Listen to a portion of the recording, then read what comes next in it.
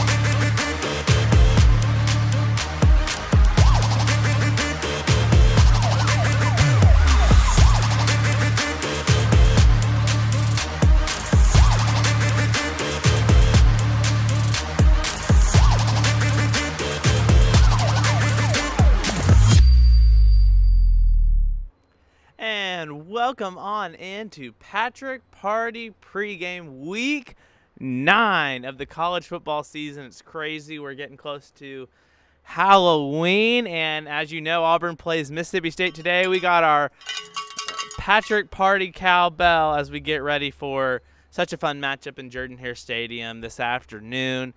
And on top of that, just a great slate of games within the sport that we'll break down. For those that don't know me, I'm Patrick Bingham, and welcome into Patrick Party Pregame, our 1 hour, look into the whole slate of college football, but also more specifically this Auburn matchup we'll preview in more detail on the second half of the show. I don't want to get into the whole Auburn thing yet, but Auburn's kind of turned a page. They're really on to this easier chunk of the schedule. These next 4 games this next month for Auburn, so critical. Super excited to document that. We're gonna have an exciting announcement coming up within the we actually have a couple exciting things coming up. Basketball season is approaching, ladies and gentlemen, and we're going to have some stuff in the works for that. And next week, Auburn plays up in Nashville, and we'll see what we can do in terms of pregame. But we want to start this show how we like to start every show here on Patrick Party Pregame, and that is highlighting the 83, 93, and 13 championship seasons. And there was a little bit of a skirmer about this recently, as in yesterday. And if you go to Auburn Athletics website and you go to the quick, history on Auburn football, it titles 1913, 1957, 1983, 1993, and 2010 as national championship seasons for Auburn. It's the only place on the website that does that. Everywhere else, it only says Auburn won in 1957 and 2010. Auburn Athletics hadn't said anything. Just, it was pointed out to me. I noticed it, and we will see where Auburn, what happens from there. But let's go ahead and commemorate these great seasons. And we start in 1983. It's Auburn and Mississippi State in Auburn. the Auburn ended up getting up to a pretty big lead, ends up winning 28-13 in Jordan-Hare Stadium. Mississippi State scored a late touchdown. It didn't seem to matter. You see that last touchdown by Campbell to Jackson. Then we go to 1993, the big one in this one. Florida was about to go up 17-0. We've talked about the turning of the tides. Auburn kind of the team of the 80s, Florida very much the team of the 90s, but Auburn gets this big 1993 upset in Auburn against Florida. Number 4 Florida at the time really put Auburn in prime position to have the undefeated season. And then in 2013 in College Station, Auburn finally gets into the polls at number 24 after beating both Mississippi schools. A&M, Johnny Manziel had blown Auburn out the year before. He had his Heisman season, but Auburn, you saw that big catch by Marcus Davis, now current wide receivers coach. Trey Mason extending into the end zone to give Auburn that late lead. Auburn ends up winning in Kyle Field, shocking the college football world, 45-41, setting up what would be a real fun November on the Plains in 2013. But let's go ahead and get on in to our Saturday slate here on Patrick Party Pregame. And we start with the game in Lawrence, Kansas. That's number 6 Oklahoma. Kansas, Oklahoma still in the driver's seat in the Big 12 in their final season. They play Kansas for, I guess one of their final times, and they've won 18 straight against the Jayhawks. That's their longest streak against any team, active winning streak against any team in program history. And, most of Kansas's wins came very early, and this duel between the two teams, and the Sooners have scored at least 34 points in each of their last 14 games against Kansas. It's the longest such streak in school history against an opponent.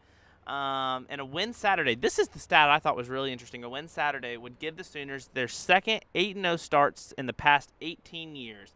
They started 9-0 in 2021.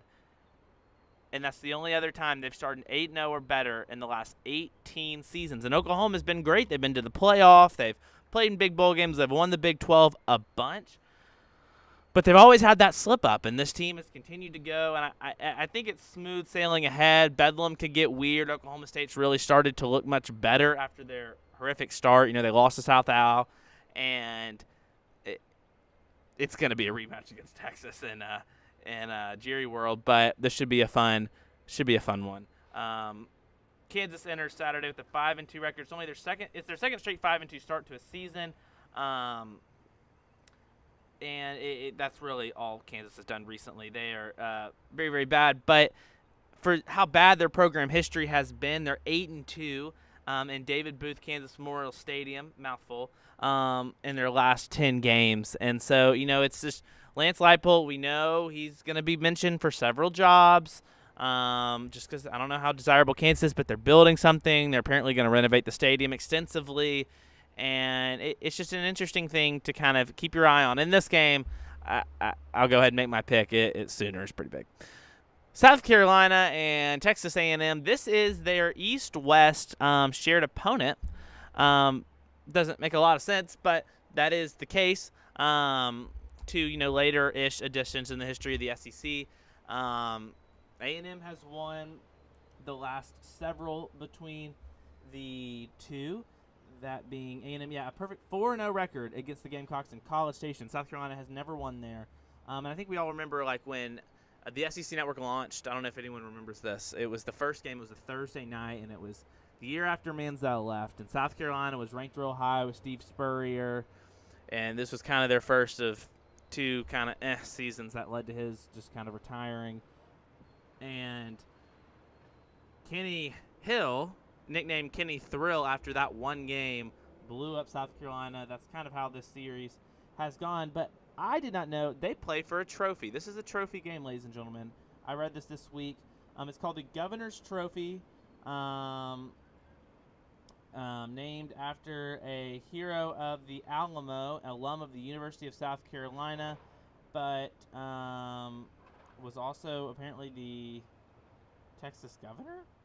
So they played for a trophy, and it's South Carolina and Texas A&M. Let's make that make sense. On the Texas A&M front, their defense has been really, really good this season. They've not allowed opponent to go over 100 yards through the air and on the ground in the same game all season, most recently limiting Tennessee to just 100 yards through the air. They rank second in the SEC in total defense, 10th in passing defense among Power 5 schools, so nationally, while just giving up one rushing touchdown all season long. And that's one of those things is like this Petrino, Jumbo offense who's calling the plays nobody knows has just really not been that exciting. And it's one of those, it's just looking like another meh season. Everyone likes to point out the Sumlin, Fisher, through so many games, what's their record? And it's like nearly identical. We're just paying a certain somebody a lot more money to lose some games. But, yeah, it's one of those, if you're Jimbo Fisher and you're A&M, they're looking for a reason. They're looking for a reason to write a check. Don't give them a reason. This would be giving them a reason. And we'll talk about this. I'll make this pick later. But, man, was South Carolina the talk coming into the season. Oh, what could they do with Spencer Rattler in another year? Beamer ball this. And it just kind of felt not really built on much. They just kind of had a nice little ending to the season last year. And that counts. That counts. So the object of the game is to win. And they won some games. But – yeah, it has been a rough start, and he broke his foot out of frustration. I mean, it's been a whole thing. They've just not been able to get anything going on this offense. They've blown leads at home to Florida and other teams. Like, it's just been rough. Let's go ahead and talk about their rival, who's also struggled this season, Clemson. We talked about how Dabo Swinney warned people that, well, we'll lose again if we need to lose all these bandwagons. I think he might have known what was coming. They lost to Miami last Saturday. They play NC State. This is a big game, close records. Clemson has won the last several. Here's an interesting little tidbit. Swinney will attempt to earn his 166th career victory as head coach of the Clemson Tigers to pass Frank Howard for sole possession of the most career head coaching wins at Clemson.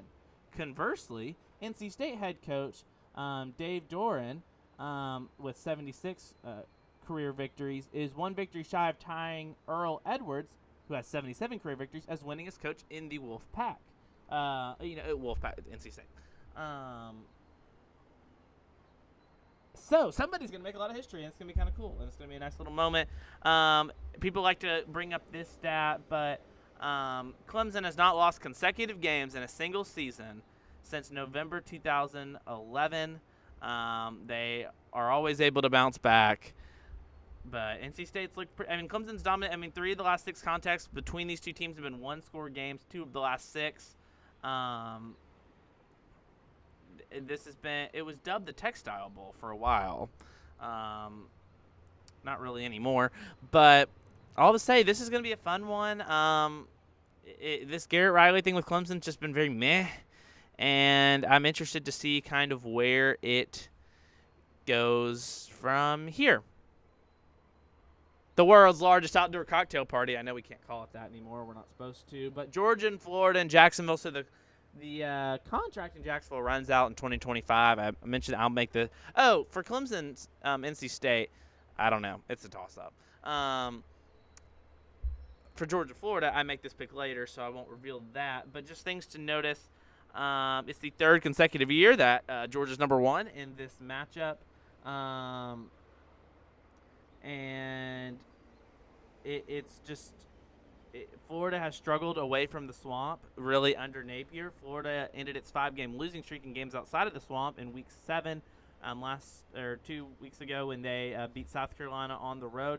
Something that's interesting for how Florida's definitely improved. They beat Tennessee, but they're just they're still struggling. It's very much Wisconsin South, and Graham Mertz is the exclamation point on that. The Wisconsin transfer, he's completed 76.2% of his passes, which leads the SEC, fun fact, and is only 3rd nationally behind Bo Nix from Oregon and J.J. McCarthy from Michigan.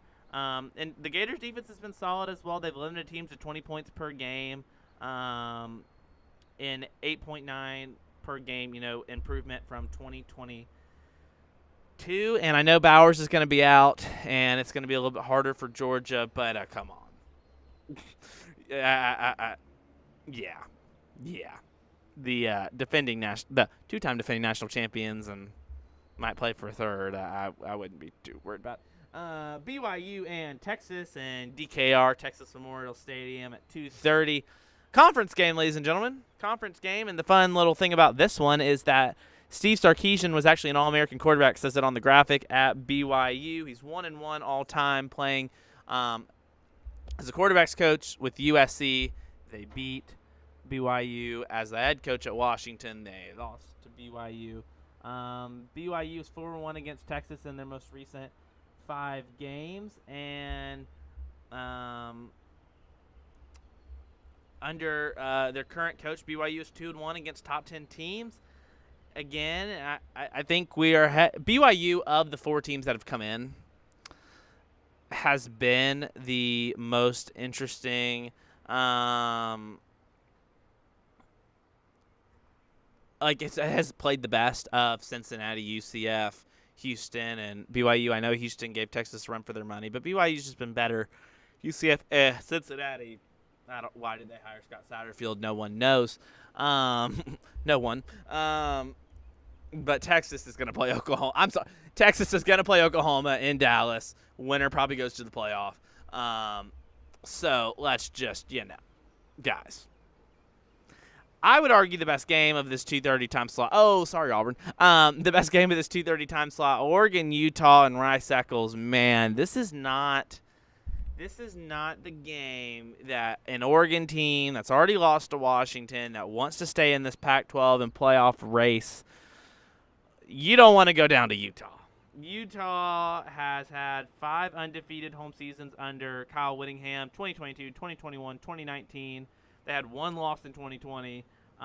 They've won 29 of their last 30 home games, including a streak of 18 in a row since December 5th of 2020. They have just been consistently winning. Kyle Whittingham might be probably top 5 coach in the sport. Just what he's consistently been able to do. This has also been the 5th straight meeting where Oregon and Utah were both ranked in the top 25. The 4th, both in the top 15. 2 good teams, and they won't play as much anymore with everyone going their own ways in this Pac-12. Man, this is going to be a tough task. This is going to be the definition of this game. If you like physical football, playing the game the way it was intended to be played, wow.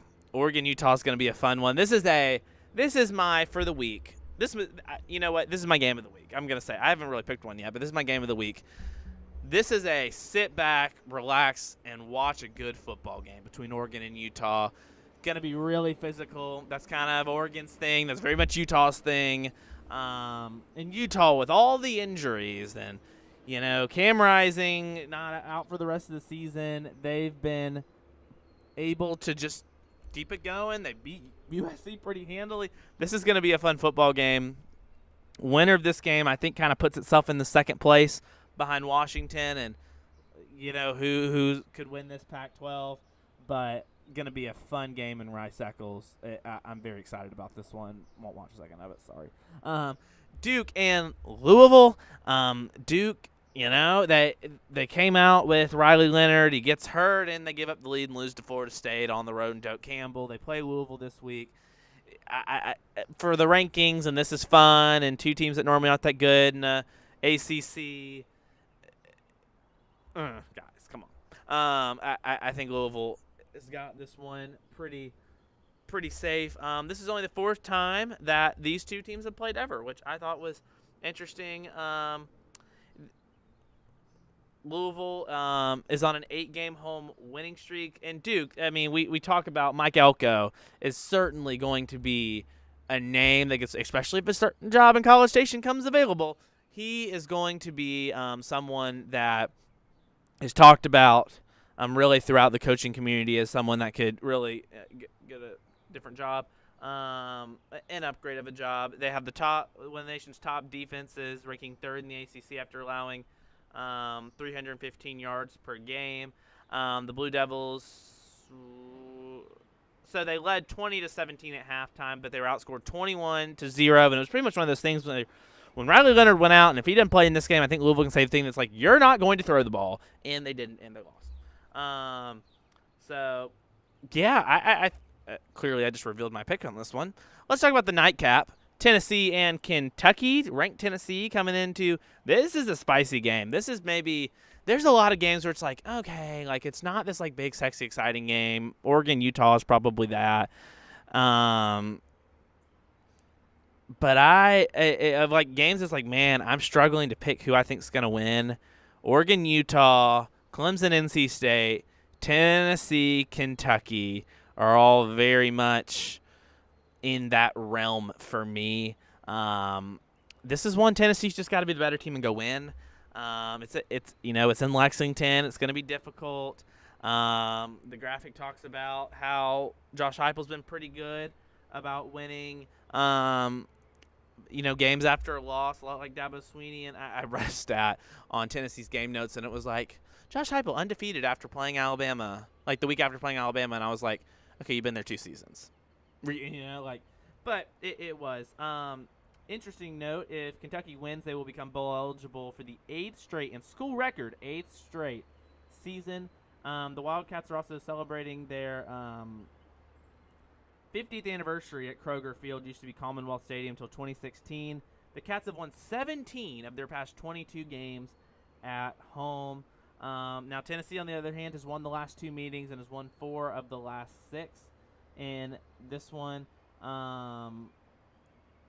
But Tennessee has also dropped both of their road contests this season, and 4 out of their last 5 SEC road games dating back to last season. Their losses this year at Florida, at Alabama.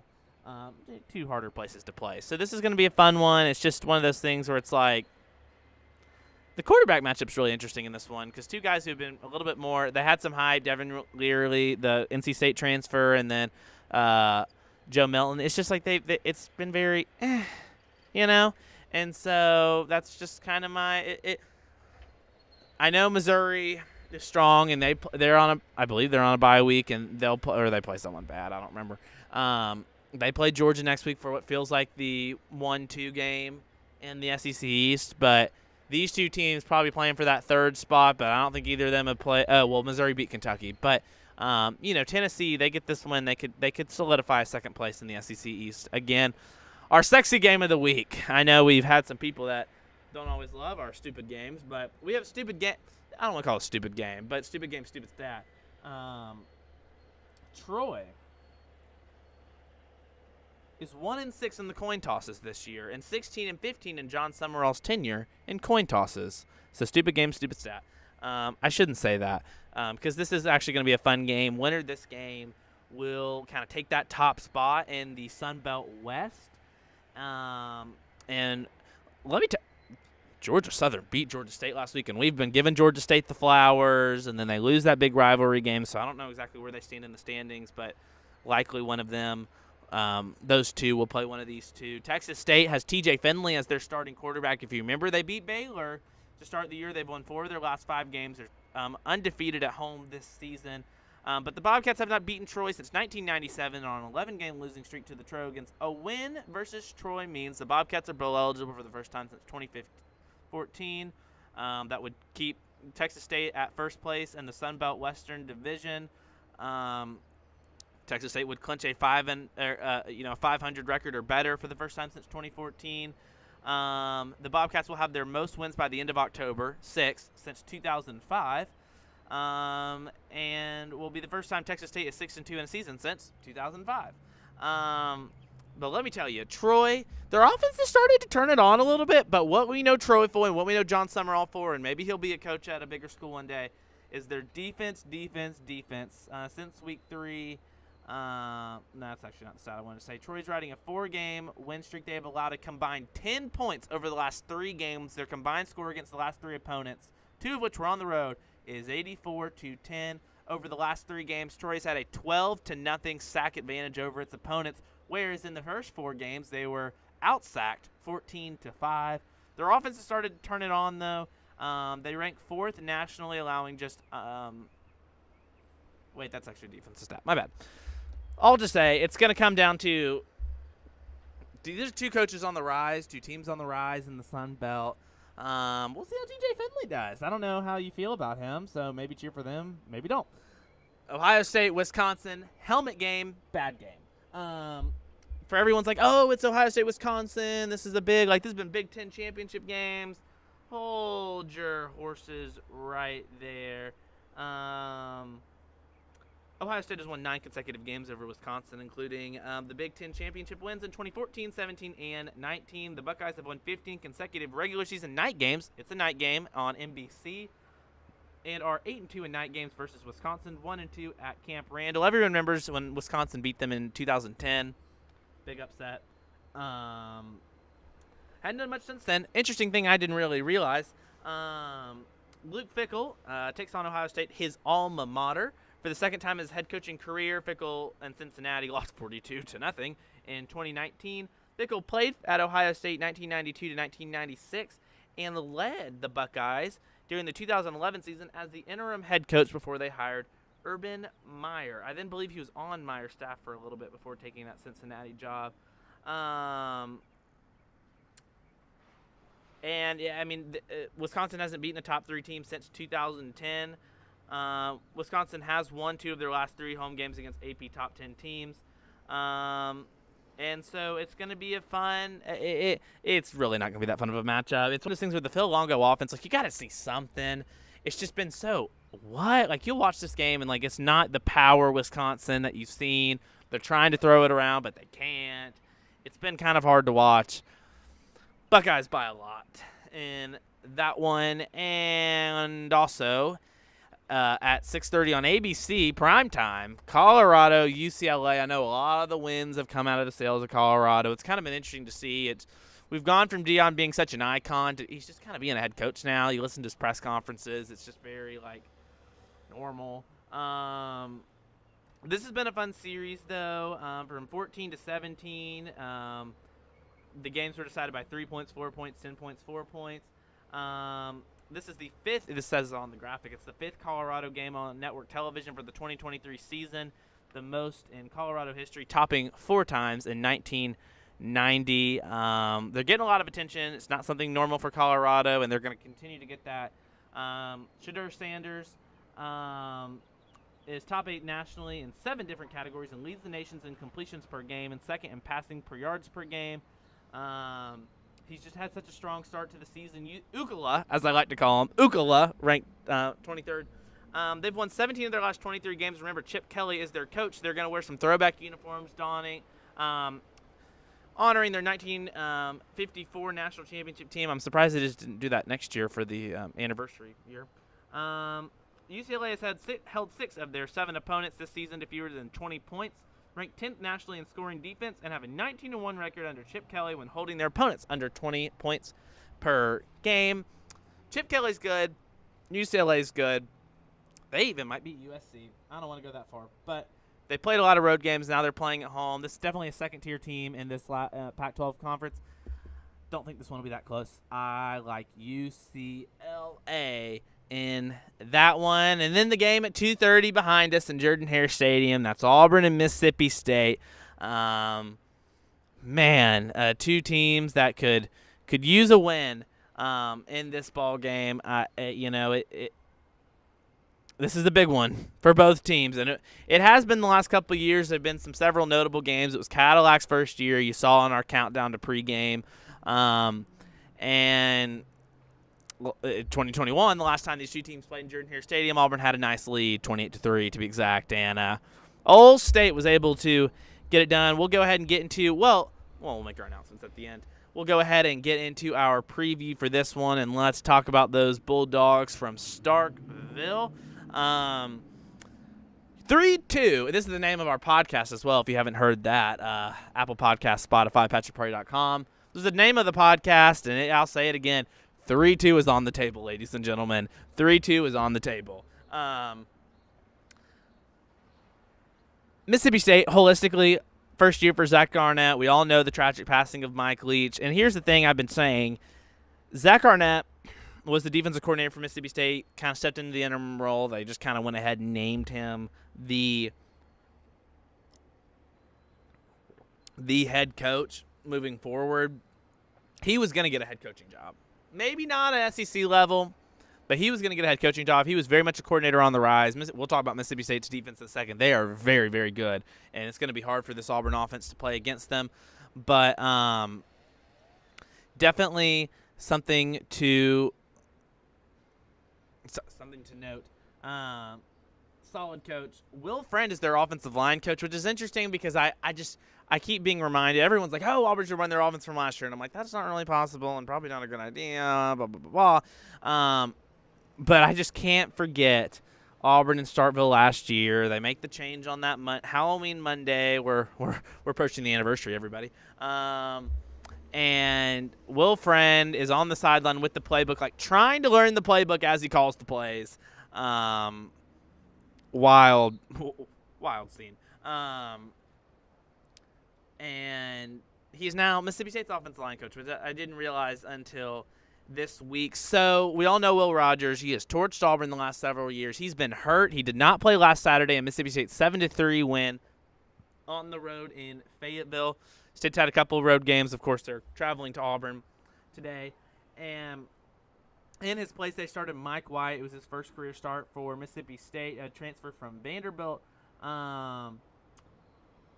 It ended Rogers' streak when he didn't start of 38 consecutive games. He's played there all 4 years. A lot of people were wondering, like, would he transfer since Mississippi State has gone away from the air raid? That is not the offense. The Mike Leach offense is like, could you really run the Mike Leach offense without Mike Leach calling those plays? They decided not to have its own identity. He stays in Starkville, and they have not really been the same offensively. Other players of note: Tolu Griffin is the only SEC player with at least 200 yards receiving in a single half, and is the only SEC receiver with 250 yards in a single game this season. A player to watch. But it's one of those things where, like, when Mike Wright was in the game, like, they're going to try and run the ball. They're not really going to try and throw the ball. Auburn needs to throw the ball, but they have shown that they don't really like to do that, and that's been a struggle for them. So I don't know how big of a game he'll have. Jarquavius Marks has actually been pretty solid in the passing game for Mississippi State, but he's been more of a run threat this year now that they're out of the air raid. On the defensive side, and very much Mississippi State's strength, Nathaniel Watson, listening to Zach Arnett's press conference this past Monday or Tuesday, he had a career game. He was SEC Defensive Player of the Week, which is his first, weekly honor. He had a season-high 14 tackles in State's 7-3 victory over Arkansas. He also had 2 sacks to add to his total. Now recorded at least half a sack in 5 straight games. Nathaniel Watson, a player you're going to watch for on that defensive side. Turnovers are going to be an interesting one in this one. Both defenses have that has been a strength. Mississippi State has had 10 in their last 12 games. They've gotten at least 1 takeaway. And we've talked about Auburn, those turnovers. It's in our story titled "Identity" is our word of this week for Auburn and Mississippi State. You can check that out on patrickparty.com. Mississippi State, it's just their 3rd road game of the season. They're 1-1. And stupid stat, Mississippi State is 3-4 in games on October 28th since 1995. It's one of those things for Auburn, and we'll talk about Auburn a little bit more extensively, but I know Mississippi State's not as good. They were picked to finish last, and it's a horrible, series of events, leading to, the Leach passing and everything is, that's horrible and tragic and about the worst off season you can imagine, and they're not going to be very good, and they're changing so much identity-wise. But Auburn offense is going to have to play. If they play like they have been, they will lose this game. Like, it is a 6.5-point spread. I know everyone's like, oh, Auburn's favored at home at State.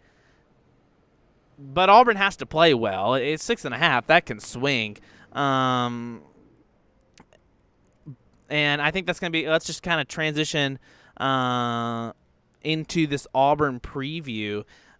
For the Tigers, we've talked about it a lot on the podcast and other platforms. Man, this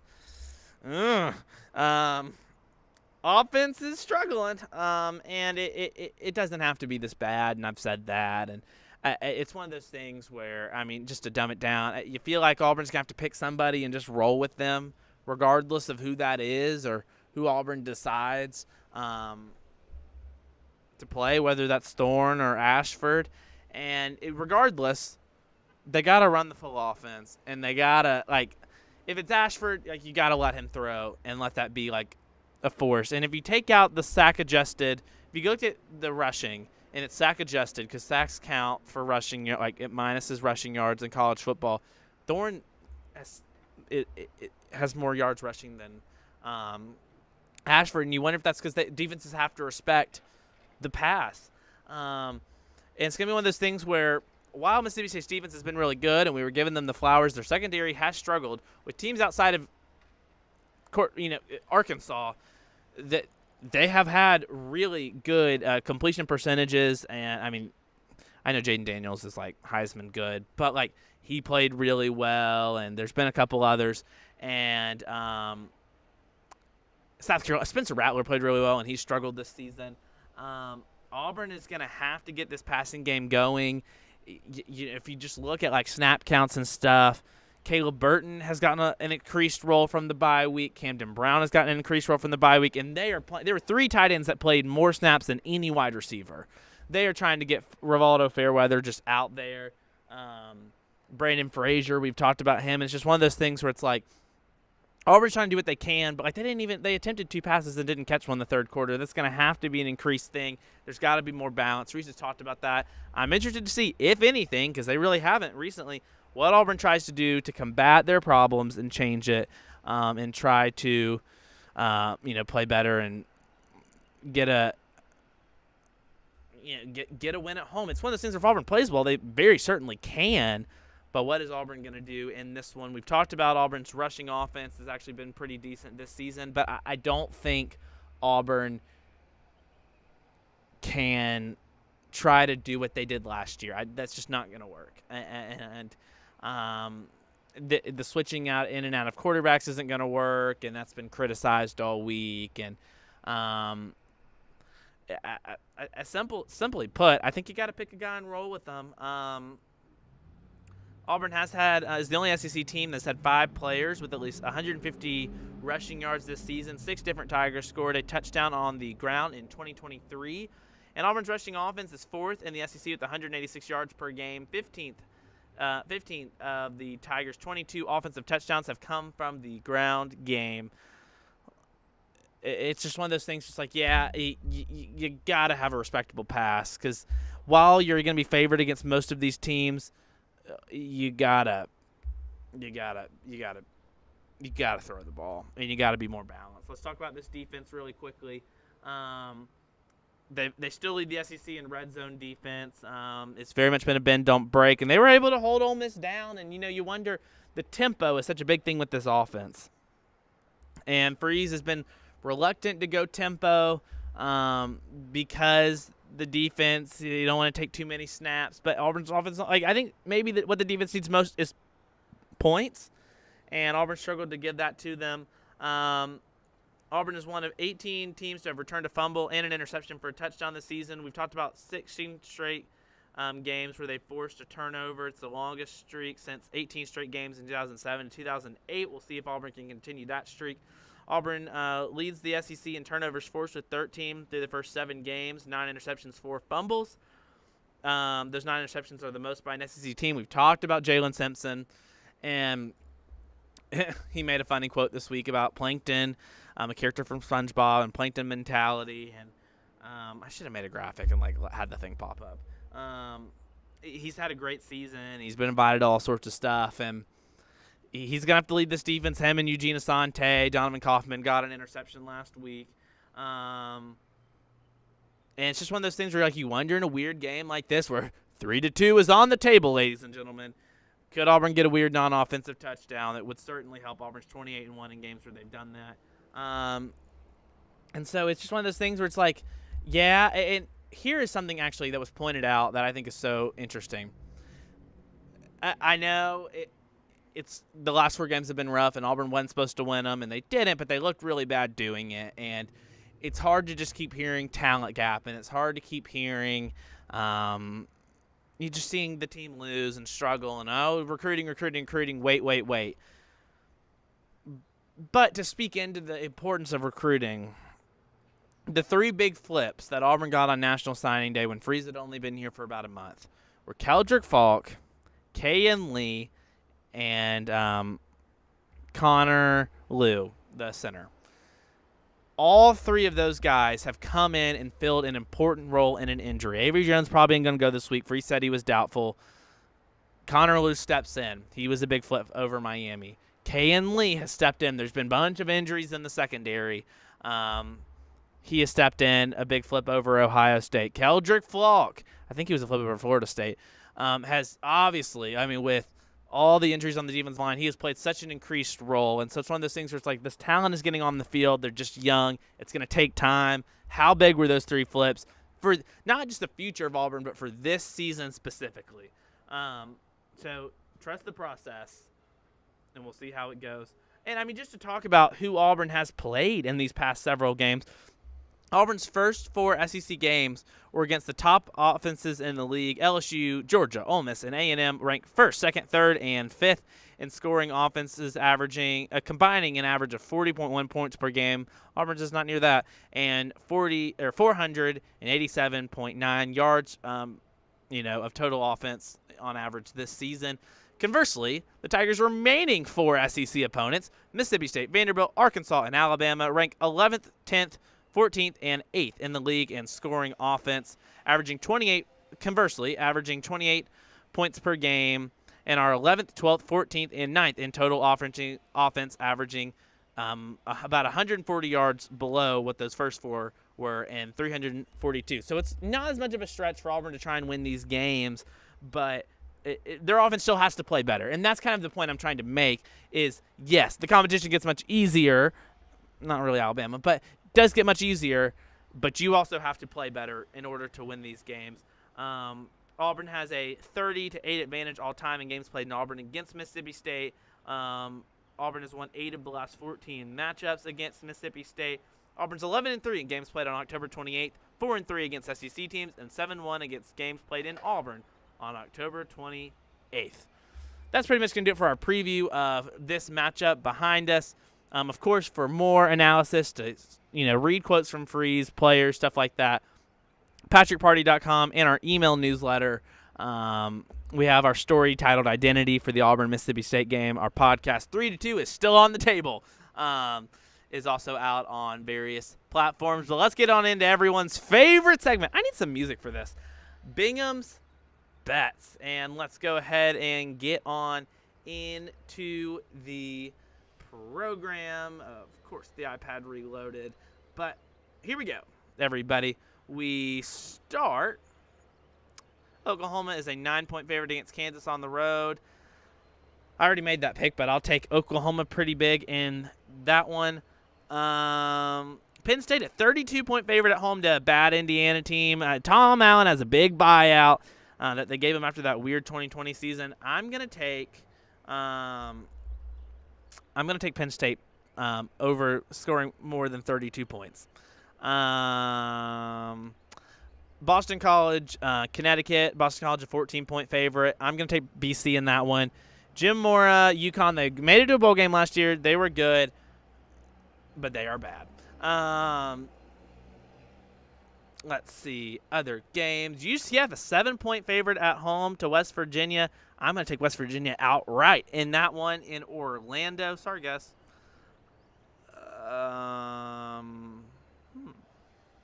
Oregon is a 6.5-point favorite at on the road at Utah. Ooh. Let's say it's closer than that. I won't reveal my pick yet. Louisville, 4.5-point favorite at home to Duke. I like the Cardinals. Not big, but more than 4.5. At home, Auburn is a 6.5-point favorite. Won't reveal that pick yet. Is Auburn going to score 6.5 points? People are asking. Boise State is a 5-point favorite at home against Wyoming. I like the Cowboys in that one. Boise State has struggled. Ohio State, a 14.5-point favorite on the road in Camp Randall to Wisconsin. Buckeyes in the spread. Other than that, that's about it. Okay, Bingham's Bets. Not as exciting this week. That Iowa game went under again, for those wondering, last week. And I don't know. Let's look. Because the Iowa game of the week is Auburn and Mississippi State. We're just going to go ahead and say it. Sorry. But let's go ahead. I'll let it load. It's going to take a second. But let's see what this over-under is for Auburn, Mississippi State. I'm going to blindly say under. But for those wondering, it is 41. Oh, under. Under for Auburn, Mississippi State. Under 41. We will check back. And see how we did, maybe, if I remember. But with that, that's pretty much our show. So thanks for joining us. We went a pretty good amount of time. That's great. Thanks for joining us on the program today. We've been plugging it all show, but email newsletter, it's free. The Pick'em. We've had a lot of people do the Pick'em this week. Continue to do the Pick'em. I'm about to make my pick, so it might help you. That is patrickparty.com. Literally a page called Pick'em. There's 10 games every week. It's a lot of fun. I highly encourage you to fill that out. Outside of that, that's pretty much it. The Pick'em will shut down at 11 a.m. Central Standard Time, so go ahead and do that as well. With that, and you get announced. Our winners get announced. Shout out to Donna George. Went 9-1 in her picks last week. That is the best record we've ever had for the Pick'em. 9-1, ladies and gentlemen, and is our winner. So we shout you out on the next week's newsletter. It says it on the link. It says week whatever, Pick'em. Under it, the week before's winner was, in this case, Donna George. So shout out to everyone. Enjoy your college football Saturday. Beautiful weather. I was in my coat last week. Got the short sleeves. It's 75 and sunny. Beautiful weather for a fall Saturday. Really excited about this one. Enjoy your college football Saturday. Let's go ahead and get to Pat's Picks, ladies and gentlemen. Hey, everybody. Welcome to the Patrick Party. We're back at Byron's. Let's go ahead and get on into Pat's Picks at the 11 o'clock hour. South Carolina at Texas A&M. Big game for both of these teams. South Carolina starting not to look very good. Beamer ball not as sexy as it was this summer. I like the Aggies in that one. A lot of good games at the 2:30 hour. We got 3 to pick. We start with Oregon, Utah. Huge top 25 matchup. Not what probably a matchup Oregon wants to play after losing to Washington a couple weeks ago. Utah's really, really good at home. I like the Ducks, though, in that one. I still think they're the better team. Georgia, Florida, and Jacksonville. The contract runs out after the 25 season. We'll see if they stay there.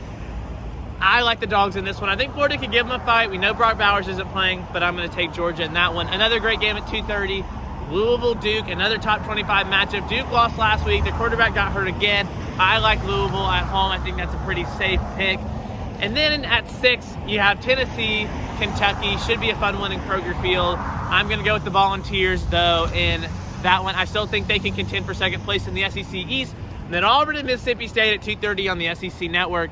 Should be a fun one. Both teams really need a win. Auburn's going to have to pass the ball to get the win. And for the first time in a couple weeks, I like the Tigers at home before a couple trips on the road. That's it from the Patrick Party here from Byron Smokehouse.